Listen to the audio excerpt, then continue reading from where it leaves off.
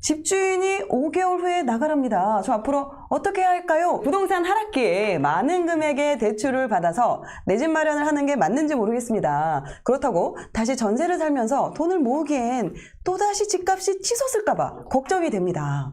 어쨌든 5개월 정도 남은 기간 안에 무조건 선택을 해야 하는 상황이라 고민이 많이 됩니다. 신혼집에서 2년 만에 쫓겨나게 된 인생, 32살 신혼부부를 도와주세요. 고등학생 때부터 사귀어 11년의 연애 끝에 결혼에 골인했습니다.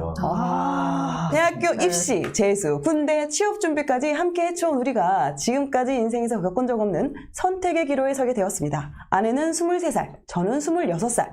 남들보다 조금 빠른 나이에 취업을 해 일찍부터 사회생활을 했습니다. 남들 알바할 때 저는 매달 월급을 받으니까 조금 더 여유롭고 행복하게 썼는데요. 물론 흥청망청 쓰지는 않았습니다. 하지만 결혼하자 마음먹고 둘이 모은 돈을 합쳐보니 1억 원 정도밖에 안 되더라고요. 신혼집을 알아보던 중 운이 좋게도 대단지인데 3억도 안 되는 싼 집을 발견하여 삐까뻔쩍한 25평 신축 전세에 먼저 입주하게 되었습니다. 저금리 청년 전세대출과 임직원 대출을 받아 딱 3천만 원의 현금을 써서 입주를 하게 됩니다. 신축에 살 거니까 가정과 가구도 최대한 좋은 걸 했습니다. 1억으로 시작을 했는데 집에 들어갈 땐 3천만 원, 가구 3천만 원 쓰니까 4천만 원 남더라고요. 집 준비가 끝나고 나니 이제 남은 건 결혼식. 남은 돈은 넉넉하지 않았지만 인생에 단 한 번뿐인 결혼, 후회 없이 다 해보자. 가진 돈 탈탈 털어서 결혼을 했습니다.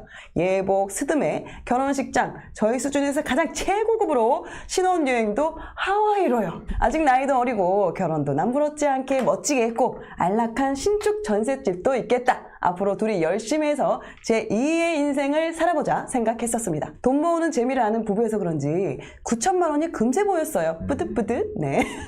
전세 갱신권을 사용하거나 가격을 좀 올려서라도 어떻게든 이 전세로 살며 돈을 더 모으자 생각을 했었는데 갑자기 아내와 식사하던 도중 집주인에게 문자가 띠링 옵니다. 미안한데 계약 연장 어려울 것 같네요. 본인들이 입주해야 할 것 같으니 계약 연장은 어려울 것 같다고요. 분명 4년 살 수 있게 해준 데서 믿고 들어왔는데 이런 본가로 짐 싸들고 들어가야 하나. 갑자기 신혼부부 신축 전세 살지 말라는 유튜브가 떠오르더니 갑자기 네. 전세 살면서 돈 모으면 언젠가 집이 생길 거라 믿었던 제가 바보된 느낌이더라고요. 주변 전세를 알아보니 생각보다 비싸고 사놓은 가구도 많아서 작은 평수로 가기도 어려운 상황입니다. 이럴 바엔 구축 아파트를 사서 리모델링을 하려고 했는데요. 리모델링 비용까지 포함하면 6억 정도 대출을 받아야 하는 상황입니다. 대출이 무서우면 리모델링이라도 포기하지 라고 말씀하실 수도 있겠지만요. 쉽게 포기 못하겠는 건 신축과 구축 차이가 크더라고요. 신발장을 들어서는 순간부터 화장실, 거실 모든 것이요. 그리고 나중에 대팔 때 생각하면 이 정도는 투자가 아닐까? 라는 생각이 들고요. 한번 집 사면 오래 살 거고 돈도 적게 들어가는 게 아닌데 이왕이면 서울, 이왕이면 깨끗한 집에서 살고 싶습니다. 지금 계속해서 좀 더 이제 돈을 쓰겠다라는 그 수식어가 계속 붙습니다. 이왕이면 열심히 살면 언젠가 집 살 수 있겠지 막연하게 생각하지 않고 전세 들어가기 전에 내 집 마련을 한 번이라도 고민을 했다면 이런 고민은 안 했겠죠. 평소에 유튜브 볼 때는 아무 생각 없었는데 막상 제 상황이 되니 진짜 혼란스럽네요. 이 위기가 좋은 기회가 될 수 있도록 선생님들의 도움을 받고 싶습니다. 도와주세요. 전세에 거주하고 계시고요. 그 전세 대출 받아서 순자산이 1억 4천 정도, 지금 결혼한 지 한 15개월 정도 된 걸로 알고 있습니다. 두 분이 맞벌이를 하고 계시고 월 소득으로 환산을 하면 780만 원 정도, 30대 초반이신데 이 정도면은 그러니까 소득이 엄청 높은 건 아니지만 괜찮은 편에 속한 것 같습니다. 여기에 월 지출이 대출이자 60만 원 포함해서 280만 원이니 실제로 이분들이 생활비로 쓰는 건 한 220만 원 정도. 엄청 많이 쓰는 편이 아니에요. 지출을 아주 많이 통자를 하고 계세요. 지출을 많이 줄였어요. 그리고 이제 월 저축이 500만 원 정도 지금 진행이 되고 있습니다. 고민이 뭔지 한번 보도록 하겠습니다. 지금 5개월 안에 어딜 가든 반드시 선택을 해야 합니다. 전세로 살면서 돈을 더 모아볼까요? 아니면 더 늦기 전에 서울에 내 집 마련 도전해볼까요? 두 번째로는 여러 부동산 유튜브를 보니 아파트는 무조건 입지, 결국엔 서울이 답이라는 말이 많았습니다. 시간이 지나면 무조건 오른다는 말 믿어도 될까요? 통화 한번 해보도록 하겠습니다. 사연자 이름, 네, 닉네임 서울가자입니다. 네, 서울가자. 네, 여보세요. 안녕하세요. 네, 안녕하세요. 네. 지금 이제 결혼하신 지 그럼 얼마나 되셨죠? 1년 반 정도. 1년 반 정도. 쓰신 거에 비해서 돈을 잘 모으셨네요. 결혼 전에도 사실 그렇게 막 흥청망청 쓰는 스타일은 아니었는데 네. 막상 결혼을 준비를 하다 보니까 자꾸 욕심이 생겨가지고 이제 한 번뿐의 결혼식을 위해서 잠깐 그런 거였고, 그리고 그 이후에는 정신을 차리고 아주 돈을 열심히 모으고 있다, 이 말씀이신 거죠? 네네네네, 맞습니다. 네네네. 그러면 이제 고민거리에 대해서 이제 자모님께 제가 이제 연결을 시켜드릴 거고요. 이제 궁금한 부분 있으시면 이제 여쭤보시면 좋을 것 같습니다. 2년 정도 돈을 더 모아서 집을 매수하실 계획이셨다면은 어느 곳이나 이런 데를 보고 계셨어요? 제가 가고 싶었던 데는 양평역 쪽에 네. 부축 쪽으로 알아보고 있었거든요. 제 아. 와이프가 5호선 타면은 좋은 직장이어가지고 목표는 그렇게 잡고 있었는데 이제 집값이 오를 것 같아가지고 좀 불안하긴 했었어요. 집값이 오를 것 같다, 떨어질 것 같다라는 거 사이에서 고민이 많으신 것 같아요. 이걸 가지고 자꾸 내 집 마련하려고 하면 못하지. 오히려 결정이 잘 안 돼요. 왜냐면 만약에 2년 뒤에 내가 돈을 모아서 내 집 마련하려고 하셨어도 아마 똑같으셨을 거예요. 그 돈을 모으는 기간 동안에는. 그래서 1억 5천의 종잣돈에 제가 사연을 봤었을 때 6억 정도는 대출을 일으키셔도 계산을 해보면은 원리금 내는 거가 좀 300만 원 정도가 되거든요. 혹시 네네. 이 부분 계산을 해보셨을까요? 계산해봤는데 저희가 가고 싶은 아파트 시세를 비교해가지고 네. 저희가 생애 최초로 하게 되면은 네. LTV가 얼마까지 나오는지도 확인해보고 이제 원리금 계산기까지 다 돌려본 상태거든요. 네네. 그래서 저희도 말씀하신 것처럼 네. 한 300만 원 정도 원리금 내면서 네. 당장 사는 데는 문제는 없겠다 싶기는 한데 네. 와이프가 나중에 출산을 하게 되면은 네. 소득이 좀 줄어들 수도 있고 그렇게 많이 받게 되면 저희가 또 현금을 모을 수 있는 게 많이 줄어들잖아요. 네. 이게 좀 현금이 있어야 또 다른 데 투자를 했을 때 수익률이 좀 올라가더라고요. 네.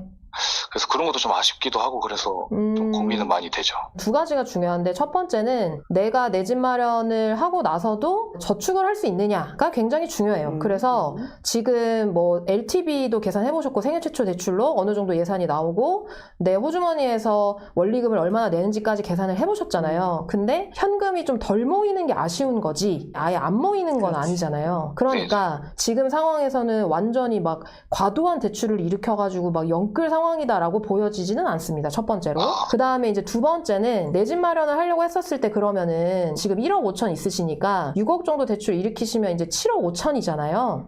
네. 그러면은 7억 5천으로 갈 수 있는 아파트가 여러 개가 있을 거란 말이에요, 서울에. 서울 가자님이지만 서울에 아무 데나 가고 싶은 건 아니잖아요. 어디를 들어가는 게 가장 좋은가에 대해서 알아보셔야 되는데 지금 여기 사연에 이제 나와 있는 아파트가 구로구 30평대예요. 근데 사실은 저는 구로구 30평대보다는 더 나은 데가 있다고 생각하거든요. 지금 7억대로 들어갈 수 있는 데가. 그리고 5호선 라인 가고 싶다고 말씀하셨잖아요. 아내분이 이제 직장이 쪽이어서, 그죠? 네네네. 맞아요.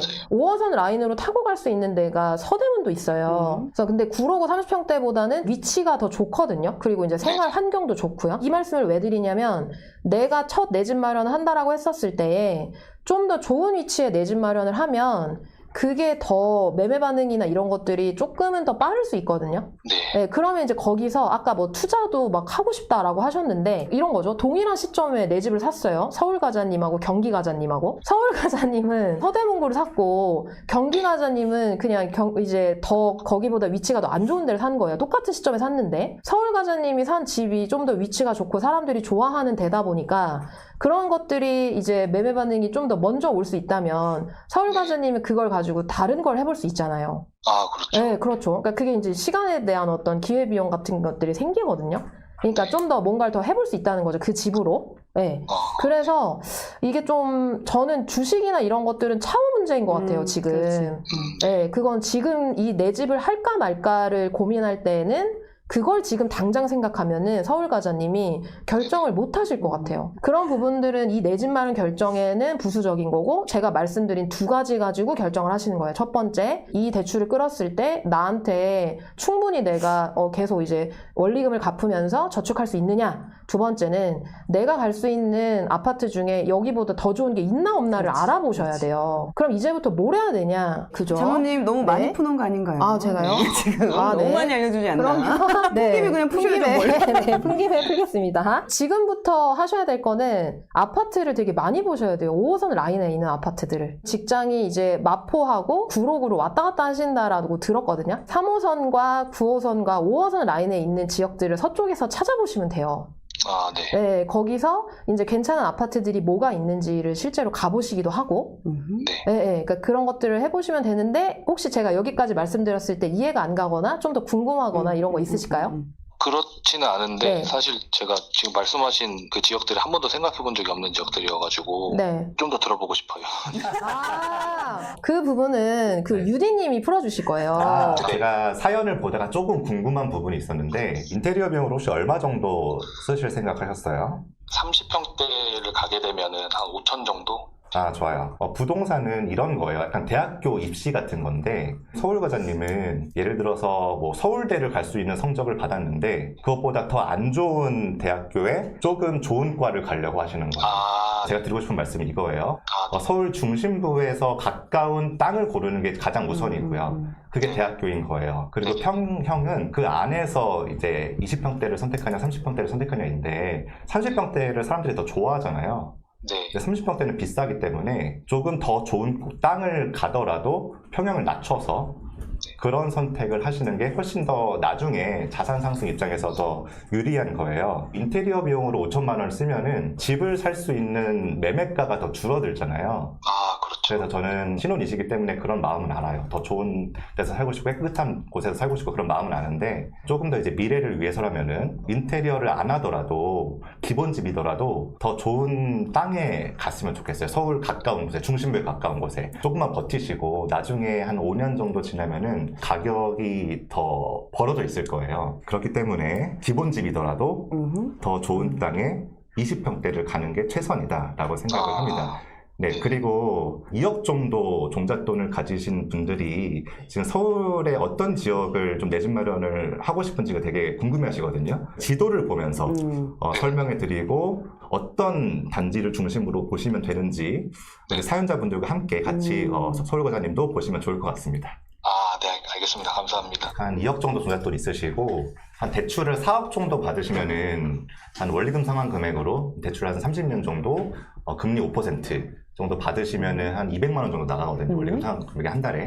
그러면 충분히 좀 감당하실 수 있는 분들이 있으실 것 같아서 한 내 집 마련 예산으로는 한 6억 정도 서울 지역에 어디서 내 집 마련이 가능한지 좀 알아보는 시간을 가져볼게요. 그 방금 서울과자님이 한 7억 정도 예산도 좀 같이 보고 계셔가지고 네. 그 부분도 좀 같이 설명을 해주시면은 좋습니다. 서울과자님 지켜보실 때 도움이 많이 네. 되실 것 같습니다. 6억 예산 7억 정도로 네. 내 집 마련을 할 수 있는 지역을 좀 알아볼게요. 네. 서울과자님께 적합한 지역인 서대문구를 한번 볼게요. 서대문구는 그 한강을 중심으로 서북 쪽에 있습니다. 여기 2호선 라인이 있고요. 5호선 라인이 있어요. 그리고 3호선 라인이 있습니다. 그 2호선에 맞닿아 있는 서대문구는 여기밖에 없어요. 여기 바로 대학교 있는 데네요. 연세대학교. 맞아요. 연세대학교 근처 이 이대. 부가현 네, 뉴타운이라고 이대도 있고. 하는데 네. 부가현 뉴타운이라고 해서 새 아파트만 있을 것 같은데 구축 아파트들이 꽤 있어요. 이 단지들을 뭐 7억대로 내 집 마련을 할 수가 있습니다. 그 새 아파트가 들어오면서 약간은 언덕이지만 환경이 되게 좋아졌고 실제로 저기가 이제 초등학교를 보내기에도 되게 좋아요. 지척거리에 초등학교랑 중학교가 이런 것들이 있기 때문에 네. 조금 아이를 키우면서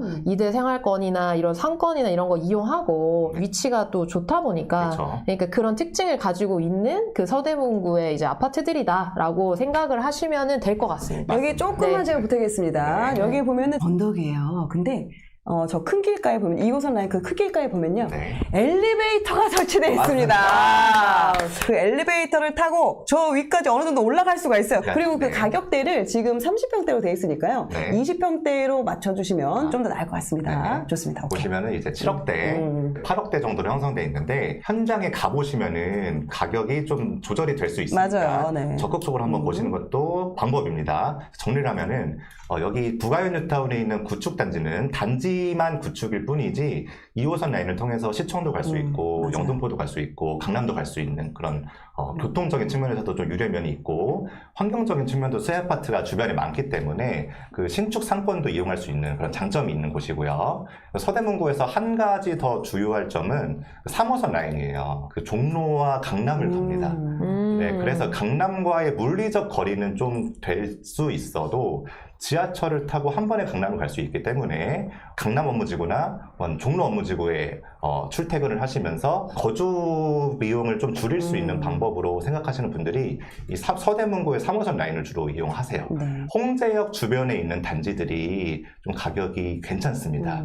여기 뭐 홍제원 일스테이트나 바로 밑에 인왕산 일스테이트 이런 단지들은 가격이 이제 20평대 기준으로 7억대 초반에서 뭐 8억대 초반까지 형성돼 있는데 실제로 가보시고 어떤 단지에서 내가 좀 살 수 있을지 내가 조금 더 좋은 단지가 어딘지를 판단해 보시고 적극적으로 부동산을 가보셨으면 좋겠어요. 물론 저 지역의 단지의 네. 단점도 있죠. 맞습니다. 네, 네. 그 경사. 네. 다 이게 산이거든요. 그래서 여러분들이 실제로 3호선 라인을 타고 이렇게 가다 보면은 옆이 다 이제 언덕인 거예요. 그래서 그런 면을 고려하시고 접근을 해보시면 좋을 것 같습니다. 근데 저는 언덕이라도 3호선의 도보로 충분히 갈 수 있는 네, 아주 엄청난 언덕은 엄청난 아니에요. 네, 언덕은 걸어볼만 아니에요. 하고요. 아주 그렇죠. 하체 튼튼해지는 단지들입니다. 서대문구는 이런 정도 단지들이 굉장히 가격이 저는 적절하다고 생각을 합니다. 근데 여기서 중요한 게 이제 뭐가 있냐면은 네. 많이 우리 너무 많은 얘기를 해드리는 게 생각이 들지만 자모님이 들어왔으니까. 근데 여기서 중요한 게 뭐냐면은 내 집 마련을 이제 하려고 하시는 분들이 약간은 실수하시는 거가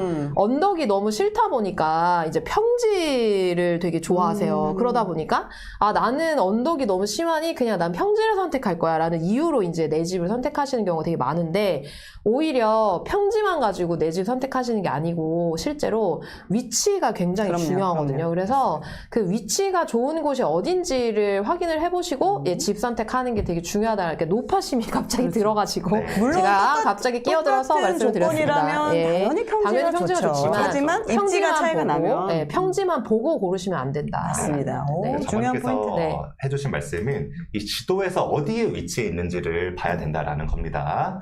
두 번째 지역은 강서구예요. 강서구는 서울 전체에서 서쪽에 가장 서쪽에 위치해 있어요. 그래서 바로 옆에 김포가 있고요. 인천도 맞닿아 있는 그런 지역입니다. 강서구의 주요 노선은 9호선이에요. 물론 뭐 5호선도 있고 여러 노선이 있지만 9호선이 그 여의도와 강남을 한 번에 갈 수 있는 노선이기 때문에 강남과 여의도에 출퇴근하시는 분들이 충분히 강서구에 많이 거주하시고 있고 특히 강서구는 자체 일자리가 있어요. 이제 마곡이라는 자체 일자리가 있기 때문에 점점 그 마곡에 출퇴근하시는 분들이 수요가 좀 많아질 거라고 저는 생각을 합니다. 그래서 9호선 라인 끝에 여기 방화동이라고 있어요. 네네. 네, 방화동에 있는 구축단지들이 정말 지금 저렴하다고 저는 생각이 하는데요. 정말 6억대에서 5억대도 단지가 있습니다. 예산이 좀 충분하지 않은 분들이 정말 적극적으로 보셔도 될 만한 그런 지역이 저는 방화동이라고 생각하고요. 조금만 걸어가면은 9호선도 이용할 수 있고 5호선을 통해서 여의도도 갈 수 있는 그런 지역입니다. 그리고 이제 조금 더 예산을 1억 정도 쓸 수 있다면은 6억대 후반에서 한 7억대로 생각해 본다면은 이 9호선 라인에 있는 단지들이 6억대에서 7억대 정도로 형성이 되어 있는데요. 여기에 있는 뭐 등촌역 주변에 뭐 태영 송화나 아니면은 뭐 염창 우성이나 여기에 있는 단지들이 다 비슷한 가격을 형성하고 있거든요. 저는 충분히 9호선을 이용할 수 있으면서 또 아파트 단지들이 또 다 모여 있어요. 그렇죠. 그렇기 때문에 살기도 굉장히 좋아요. 물론 맞아요. 구축이긴 하지만 그러니까 저는 6억대에서 7억대 정도로 생각하시고 있는 분들이라면은 강서구도 충분히 내 집 마련으로 고려를 할 수 있다고 저는 생각을 합니다. 그 6억에서 7억대에 이제 살 수 있는 그러면서 그냥 무조건 그 6억 7억이라고 무조건 사라는 건 아니잖아요. 네, 맞습니다. 그 지역의 가치 대비 이 정도 가격이면 정말 괜찮은 가격이다 라고 하는 그런 지역들을 구체적으로 말씀을 해주셨습니다. 좋습니다. 네. 많은 분들한테 되게 도움이 됐을 거라는 생각이 듭니다. 인테리어 그 수리하신다고 하셨잖아요. 네네. 그거 조금만 말씀드리면 왜냐면 제가 이제 그 인테리어를 참 많이 해봤습니다. 네네네. 많이 해봤기 알고 때문에 있어요. 네네네. 알고 있어요? 네, 네네. 그래요. 저기 인테리어 전문가. 일단 기본적인 핵심은 저 또한 유디님 말씀에 공감을 합니다. 평형을 넓혀서 덜 좋은 지역 사는 것보다 인테리어에서 사는 것보다 그래도 이왕이면 좀 사람들의 선호도가 더 높은 물론 구로구도 좋은 지역입니다, 여러분. 네. 그래도 조금 더 사람들이 더 서울에서 좀 더 살고 싶어하는 오히려 뭐 서대문구나 이런 지역을 평형을 좀 줄여서 오히려 그 돈을 인테리어 쓸 돈을 집값에 보태서 평형을 줄이더라도 좋은 지역을 가시는 게 일단 이게 그거는 너무 명확한 일인 것 같고요. 근데 이게 현실적으로 리모델링을 전혀 안 하자니 이게 이제 삶의 질이 네. 만족스럽지 않죠. 그죠? 그렇죠. 네. 그렇다면은 이왕이면 좀 가성비 있게 하면 되죠. 네. 만약에 20평대를 리모델링을 한다. 아무래도 샤시까지 해야 될 수도 있어요. 얼마에 할 수 있을 것 같아요? 좀 가성비 있게 한다. 20평대요? 네. 그래도 한 3, 4천만 원은 들지 않을까요? 2,500만 원 정도면 할 수 있습니다. 아. 물론 우리가 그 생각하는 그 샤시 뭐 고사양의 샤시는 아니더라도 근데 워낙에 우리나라가 그 샤시나 이런 거 잘 만듭니다. 잘 돼 있죠. 아, 그래서 LG, KCC 아니어도 되고 낮은 브랜드로 해서 가성비 있게 하면은 오히려 좀 저렴하면서 따뜻하게 교체할 수가 있고요. 그리고 중요한 거는 여기서 오래 산다면서요. 네. 근데 오래 살 거면서 나중에 팔 때 이게 과연 사는 사람이 어머 이 오래됐지만 딱 스타일이 내 스타일이네 하면서 내가 인테리어 한 걸 잘 받아줄까요? 그 생각은 못 해봤어요. 본인은 오래 살 거라며. 그러네요. 결과적으로는 추후에도 사람들이 들어오는 분이 다시 또 자기 취향대로 수리를 해야 됩니다. 인테리어 특강 들어보세요. 거기에 제가 그 업체까지 다 알려드립니다. 그래서 그렇게 이제 수리를 하시면은 충분히 2,500만 원에 할 수 있다. 근데 지금 돈을 그래도 되게 빨리 모으셨어요. 노하우 좀 알려주십시오. 저희가 원래 처음부터 결혼 다 썼으니까 이제는 소비가 여기까지 이제 마무리하고 이제 열심히 모아보자. 근데 이게 또 돈을 모으다 보니까 또 모으는 게 또 엄청 재밌더라고요. 맞아요. 그리고 또 중요했던 거는 소득이 그래도 두 분 다 높은 편이었어요. 소득이 높지 않으면 내가 아무리 정신을 차린들 근데 생활비를 아낀다 한들 모을 수 있는 금액 그 규모가 크지가 않은데 소득이 높으셨고 바로 지출 관리를 하셨기 때문에 그래도 이 정도 모을 수 있으셨던 것 같고 그 다음 단계를 갈 수가 있으셨던 것 같아요. 좋게 말씀해 주셔서 감사합니다. 좋습니다. 이제 마지막으로 이제 아내분에게 또 어떤 남편이 되고 싶은지 요거 각오 한마디 듣는 걸로 하고 마무리를 짓도록 하겠습니다. 맞벌이로 계속 일을 하고 나중에 아이도 맞벌이로 키워야 될 것 같은데 그런 게 좀 미안하기도 했었는데 네. 또 전셋집에서도 이렇게 그러니까 나만 믿고 결혼하자라고 했었는데 이게 2년 만에 또 이런 일이 발생해버려가지고 사실 되게 미안했거든요. 와이프한테도 먼저 여기 사연도 써보고 우리가 배울 수 있는 거 좀 최대한으로 배워보자. 위기를 좀 기회로 삼아서 우리 또 잘 되게끔 열심히 해보자 이렇게 말을 했었거든요. 그래서 앞으로 좀 이걸 기회 삼아서 좀 둘이서 잘 행복하게 살 수 있는 그런 부부가 됐으면 좋겠습니다. 지금 나이가 어떻게 되세요? 저희 32살이요. 아내분은요? 아내도 32살이요. 와, 아주 30대 초반에 벌써 그리고 소득도 많으셔가지고 이제 서울로 또 이제 내 집 마련을 할 수 있는 상황이잖아요. 정말 맞습니다. 너무나 아주 너무나 좋은 조건이고 너무나 좋은 상황이라고 생각이 듭니다. 두 분 행복한 결정 잘 내리시고 앞으로의 삶을 응원합니다. 감사합니다. 네, 좋습니다. 그럼 여기서 마치도록 하겠습니다.